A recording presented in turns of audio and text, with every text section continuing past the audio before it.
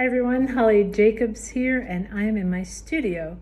And I will show you a few of the things that make me happy. If you watched my post, we visited Tamarack, a local wildlife rehabilitator, and got to meet the owl. And here's one of my owls. I feel like I can get better at it, but that's what I have now. Also, I tried in the fall some pit firing. I'm going to do some more this summer. Pit firing is exactly what it sounds like. Bonfire, pottery in it, see what happens. So this is a piece that I just waxed, and you can see all the marks from the fire in it. Here's one that I pit fired, and the shine makes it a little harder to see the variations, but there's blacks and reds and then the tan of the clay. And I went ahead and glazed this and put it in, and I know that's not how they tend to do it, but I'm really happy with how it turned out. And I am going to give you a little tour of the studio at the end, basically to talk about the new book, not just the pottery. I have A View to a Kiln. It's a Harry's Pottery mystery coming out this February. And I am so excited to be able to combine my love of pottery with a little whodunit. I went into school one day and asked my professor, hey, I got your strangest question of the day. And he, by that time, knew me well enough to be a little nervous. And I said, if I put a body in a kiln, not me personally to be clear, but can we burn it enough to get rid of all the gooey bits and leave enough to identify the body?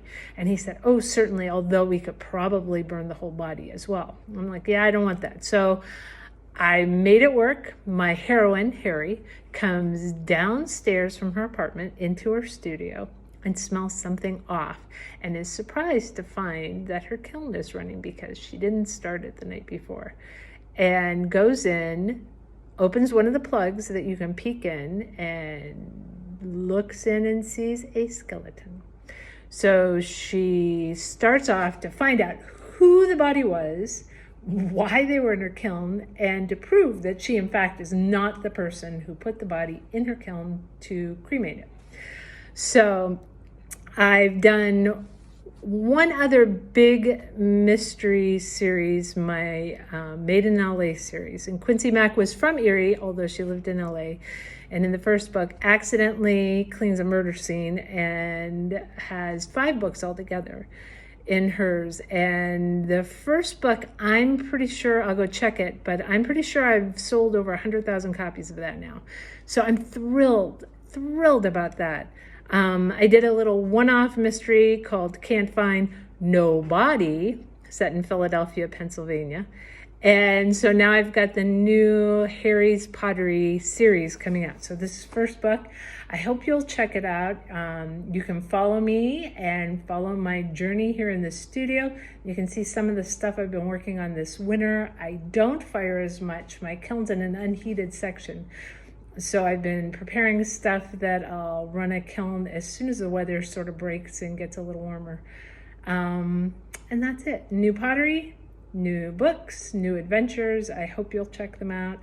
And stay tuned. I'll give you a little tour of the studio and then possibly a picture of the new book. I really hope you check it out. You can pre-order it now. I'm making this a week before it's released. And when you go check, if it's not available for pre-order, it means because it's already released. So thanks a lot, everyone. Filming this long way instead of the regular way, just to give you a better sense of the scope of this. The studio is higher than most would be, which gives me a lot of stories up top. I've got a lot of stuff waiting to go in a kiln. Stuff in here, this is cool. I can make stuff. I won't be up for a few more days, and I put it under the plastic, and by the time I come, if everything works out well, it'll be ready to finish. I did a series of 3 larger heads. It's Santa, his elf, and a Mrs. Santa. So things here waiting to go in the kiln. This whole section is all my storage. Some of the birds, I've made quite a few of those lately. And I've been on a folk art buying spree, which I really rather enjoy. I feel like my studio just looks awesome. And it's certainly someplace that makes me feel creative. And you say, where's Tallulah? You always have Tallulah around. Well, this is called a slab roller. It does exactly what it says, rolls out slabs. But it's also Tallulah's bed. Oh, say hi, Tallulah. All right, so stay tuned. I'm going to post the cover of the book, and thank you very much for coming on a tour.